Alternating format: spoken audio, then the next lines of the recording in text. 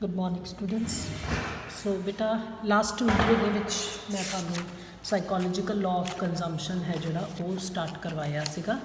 ठीक है, very important law है। ये अपना मीनिंग, डेफिनेशन, एजम्पशनस, एक्सप्लेनेशन, डायग्राम की सी, हाउ डज इट मैटर, तो प्रोपोजिशंस ऑफ द लॉ किया सी।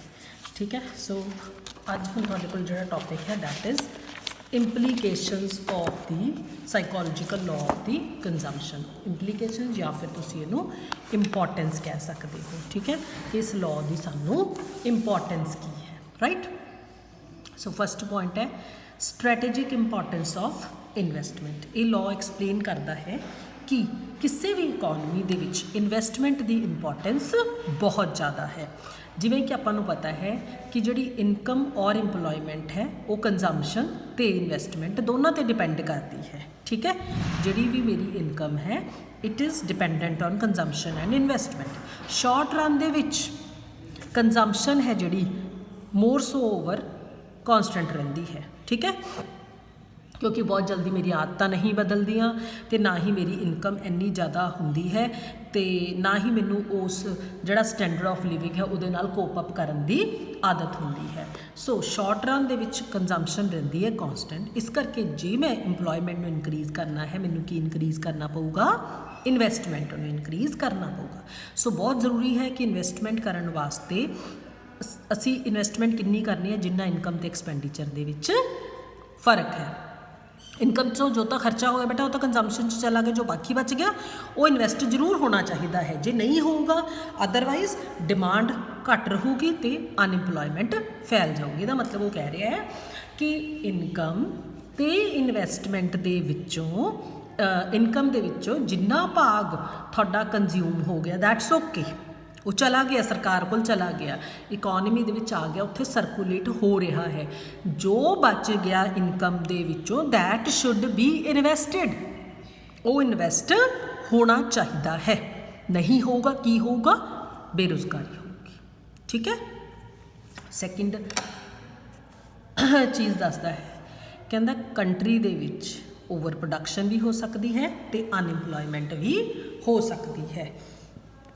जदों एग्रीगेट इनकम वधदी है कंजम्पशन उन्ना नहीं वधदा जिन्नी इनकम वधदी आपां लॉच कर लिया। इहदा मतलब कुछ एक चीज़ां इकोनॉमी च इहो जिहियां होणगीਆਂ जिहड़ियां खरीदियां नहीं जाणगीਆਂ। इहदा मतलब MPC है जिहड़ी ਉਹ एक तो घट आऊगी, एक तो घट आऊगी। इहदा मतलब जिन्नी टोटल आउटपुट प्रोड्यूस की है वो बिक नहीं रही। इट मीनस ओवर प्रोडक्शन हुई है। जदों ओवर प्रोडक्शन होगी तो जनरल अनएम्पलॉयमेंट भी होगी। ठीक है, तो ये दोनों चीज़ों का होना बहुत सुभाविक है, ये लॉ सानू दसदा है। Third refutation of Say's law. बेटा क्लासिकल थियरी करनी आप हजे बाद च आऊगी, पहला ही उन्होंने दसिया सानू कहता एक से इकोनॉमिस्ट है JBC, जीन बैप्टाइज से, जीन बैप्टाइज से। ठीक है, वो की कहता है कि supply creates its own demand. वो कहता भी चीज़ां बना लो अपने आप विक जाणगियां। मैं तुहानूं इहदे लई एक एग्जाम्पल दिन्नी आ। मान लो मेरे कोल घर दे विच मैं इन्ना सारा आटा गुन्न लिया। ठीक है, ओहदियां असीं घर दे विच 2 बंदे हाँ, वी आर 2 पीपल। मैं ओहदियां सारियां रोटियां बना लिया, 25-30 रोटियां बन गई, सप्लाई करती, आ वर्ड कंप्लीट हो गया। हुण मैं 20 रोटियां बनातियां, 25 रोटियां बनातियां, कहंदा सप्लाई करती 25 बनातियां, अपने आप ये खाधियां जाणगियां नहीं। 2 बंदे 25 रोटियां नहीं खा सकते। In other words margin of propensity to consume is equal to unity. इस ये कहता है बट साइकोलॉजिकल लॉ की कहता है कि MPC तो एक तो घट होगी। मीनस डिमांड फॉर कंजम्पशन उन्नी इनक्रीज़ नहीं होंदी जिन्नी इनकम या सप्लाई इनक्रीज़ होंदी है। So it is therefore not necessary कि हमेशा AD ते AS आपस च बराबर रहन। जिहड़ी सप्लाई है जो असीं उपर बोल के हटे, सप्लाई का मतलब ओवर प्रोडक्शन हो सकती है। सो कीन्स ने से दे लॉ नूं किहा गलत है, रेफुटेशन हुंदा है एक्सेप्ट ना करना। फोर्थ पॉइंट है decline in marginal efficiency of capital. ये लॉ कहता है कि जिहड़ी मार्जिनल एफिशिएंसी ऑफ कैपिटल है वो घटदी है। मार्जिनल एफिशिएंसी ऑफ कैपिटल की हुंदा है बेटा? Rate of profit on capital. मैं पैसा बिजनेस च जमा लगाया, 10,000 रुपया बिजनेस च लाया, वो तो मैनू कितनी रिटर्न मिली, दैट इज़ MEC। देखो राजे सिंपल जी गल समझाउण लगी हाँ मैं। देखो मान लो मैं बिजनेस दे विच 10,000 रुपया लाया, ये कैपिटल होगी, ठीक है। At the end of year मैनू 1,000 रुपया बचिया। हुण मैं रेट कड्ढण की कोशिश करूँ ना, 1,000 रुपया बचिया किन्ने ते? 10,000 ते बचिया, ठीक है। कटिंग 10%। 10% की है मेरा MEC और रेट ऑफ प्रॉफिट। मतलब मैं 10,000 रुपया लाया, 1,000 रुपया आया, मतलब 10% मेरी कैपिटल ने कमा के दिता। अगले साल मैं की कर सकती हूँ, या तो 1,000 रुपये नूं आपदा यूज़ कर ला किसी होर काम वास्ते, या फिर अपनी कैपिटल च वधा ला। मान लो मैं 11,000 रुपया कर लिया, 10,000 प्लस 1,000 रुपये, 11,000 बिजनेस चला लिया। अगले साल मैनू 1,000 का प्रॉफिट होया। हुण मैं रेट कड्डूँगी 1,000 बटा 11,000 गुणा 100, कटिंग 100 बटा 11, 11 नाया 99, 1 11 9.09% मेरा रेट ऑफ प्रॉफिट है। पहला कितना सी 10, हुण आया 9.09। ਇਹਦਾ मतलब मेरी MEC पहला नालों घटी है, ठीक है।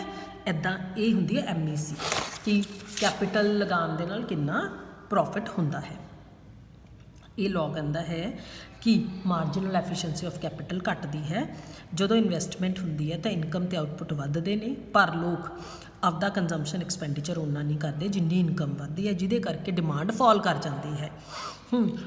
जदों डिमांड फॉल करूगी तो मतलब प्रोड्यूसर ਜਿਹੜੇ ਉਹਦੇ ਕੋਲ ਵਾਧੂ ਚੀਜ਼ਾਂ ਬਚ ਗਈਆਂ ਨੇ ਉਹਨਾਂ ਨੂੰ ਕੀ ਕਰੂ? ਘੱਟ ਪ੍ਰਾਈਸ ਤੇ ਵੇਚਣ ਦੀ ਕੋਸ਼ਿਸ਼ ਕਰੂਗਾ, ਘੱਟ ਪ੍ਰਾਈਸ ਤੇ ਵੇਚਣ ਦੀ ਕੋਸ਼ਿਸ਼ ਕਰੂਗਾ। ਇਹਦਾ ਮਤਲਬ ਪ੍ਰੋਫਿਟ ਘਟਣਗੇ, ਪ੍ਰੋਫਿਟ ਦਾ ਘਟਣਗੇ ਮਤਲਬ MEC ਘਟੂਗੀ। ਜਦੋਂ ਸੇਲਾਂ ਲੱਗਦੀਆਂ ਨੇ ਆਪਾਂ ਕੀ ਕਹਿੰਦੇ ਆ ਵੀ ਸੇਲ ਲੱਗ ਗਈ, ਸੇਲ ਲੱਗੀ, ਪ੍ਰਾਈਸ ਘਟਿਆ, ਇਟ ਮੀਨਸ ਉਹਦੀ ਰੇਟ ਆਫ ਪ੍ਰੋਫਿਟ ਉਹਦਾ ਘਟ ਰਿਹਾ ਹੈ।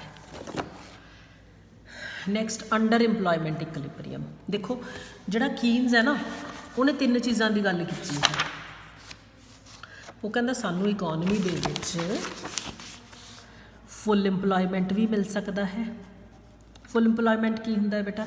मैं 10 गुड्स बनाइया, 10 सोल्ड हो गया, 10 गुड्स प्रोड्यूस्ड, 10 सोल्ड, ठीक है। अंडर इंपलॉयमेंट मैं 10 गुड्स बनाइया, 8 सेल हुई, ये अंडर इंपलॉयड। ओवर फुल इंपलॉयमेंट मैं जरूरत कितनी सी 10 गुड्स की, मैं 12 गुड्स बनाइया, ये ओवर फुल इंपलॉयमेंट है। मेरे कोल जरूरत तो वध चीज़ां प्रोड्यूस कीतियां, ये ओवर फुल इंपलॉयमेंट है। तो असीं 3 चीज़ों की गल इत्थे करनी है। हुण असीं गल कर रहे हैं पहला अंडर इंपलॉयमेंट इक्विलिब्रियम की। वो कहता जरूरी नहीं हुंदा भी इक्विलिब्रियम सिर्फ उदों ही मिले जो सब कुछ ठीक होवे, अंडर इंपलॉयमेंट इक्विलिब्रियम भी हो सकता है। सो साइकोलॉजिकल लॉ ऑफ कंजम्पशन कहता है कि अंडर इंपलॉयमेंट इक्विलिब्रियम की पॉसिबिलिटी भी है। अंडर इंपलॉयमेंट इक्विलिब्रियम मतलब फुल इंपलॉयमेंट तो पहला जान तो पहला ही एग्रीगेट डिमांड तो एग्रीगेट सप्लाई आपस में बराबर हो जाने। कदों हुंदा है?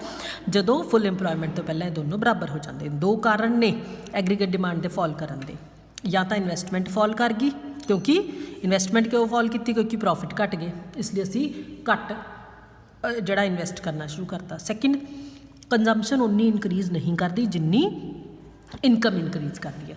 सो जो कंजम्पशन तो इन्वेस्टमेंट घट जान उदों एग्रीगेट डिमांड तो एग्रीगेट सप्लाई है जड़ियाँ वो मैच नहीं करदियाँ, इस करके अंडर इंपलॉयमेंट इक्विलिब्रियम की प्रॉब्लम आती है। So next point I am going to discuss in the next video. Till then good bye बच्चा।